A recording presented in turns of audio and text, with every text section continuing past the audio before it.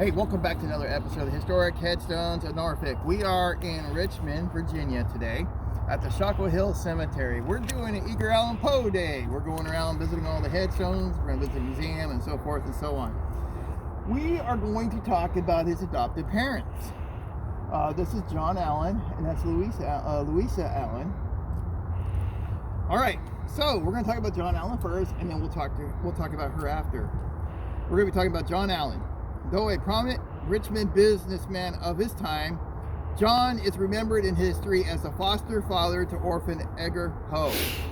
John gave young Edgar a middle name, which was Allan, but little in the way of affection, and their increasingly bitter relationship provided much drama in Poe's early years and affected the course of his life. John immigrated to the United States, settling in Richmond sometime prior to February 1795. He married Frances Keeling Valentine on February 5th, 1883, and became a naturalized citizen on June 4th, 1804. Frances was often ill, and the marriage produced no children. In late December 1811, the Allans brought the recently orphaned Edgar into their home and became his foster parents, though they never formally adopted him. Frances was very happy to have a child in the household, and John was he was very unhappy about it actually, but apparently treated Poe reasonably well at first, and Poe took to calling him Pa. In 1815, John, Frances, and Edgar moved to England for John to pursue business interests. Returning to Richmond in 1820, there John remained for the rest of his life, while forming a successful business partnership with Charles Ellis. In addition, the death of his uncle, William Galt. William is buried right there on the Allan plot. Okay. So, Edgar grew into a sensitive and creative young man. He and the bottom-line businessman, John, began to clash more and more. John provided some financial backing for Poe's attendance at the University of Virginia and later at West Point, but both ended when John ended support and helped lead to a rift in their relationship. Frances' early death and John's remarriage to Elisa Patterson, who's buried there.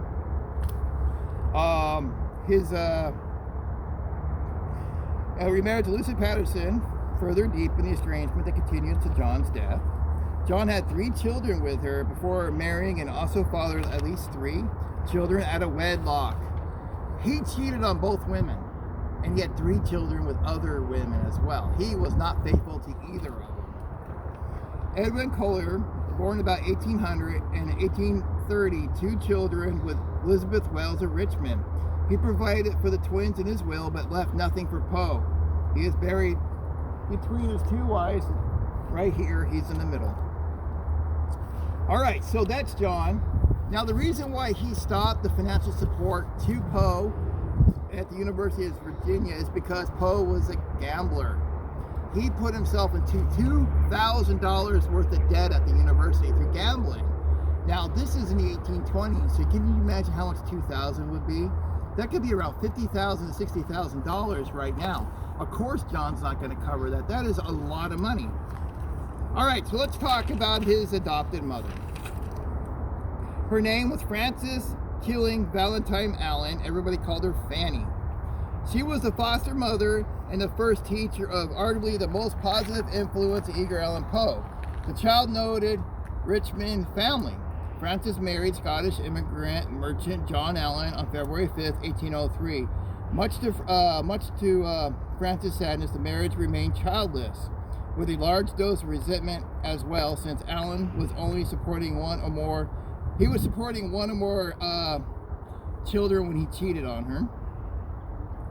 During actress Elsa Poe's terminal illness in the fall of 1811, she arranged for the separate care of 3 children with Frances, against much opposition from guess who? John, eagerly accepting the almost 3-year-old Edgar. The Allans, though they never formally adopted him, took him in December 1811, had him baptized, giving him Allan as his middle name. In contrast to John, who despite his complaining did provide quite well. Frances always had a warm relationship with Poe, giving him his first lessons, teaching him to read and write, and providing such religious instruction as he was ever to have. While Frances was always Ma and John was always Pa, her death broke down what little family relationship Poe had with John, and it triggered the lifelong melancholy evident in his writings. Today, no Richmond home in which Poe lived still stands. The monumental church where Fanny took young Edgar is a National Historic Landmark, with a pew where they sat denoted by a plaque. Frances's specific contribution to Poe's literary output beyond her giving him basic instruction is difficult to identify. The stories, I'm butchering this word, like Gia and the fall of the House of Usher, do deal with family disintegration and loss. Frances was portrayed by Mary Howard in the 1942 The Loves of Edgar Allan Poe. Now, we said in the other video that his first love, which is actually buried across the alley from here, is his first love. She died of TB. His mother died from TB. His adoptive parent mother died from TB. And then his one of his other loves died from TB. He had 3 women in his life died from TB. His cousin Virginia, who he married up north, suffered for 2 years with TB and died horribly. Adopted mom only survived for a few months and died from TB, and then she also died. A lot of people died from TB back in the Victorian period. It's one of the leading causes of death back then. So when you come to Shockoe Hill, go up the main drive, take the first right, and take another right, and right here are the Poe stones of his adopted family.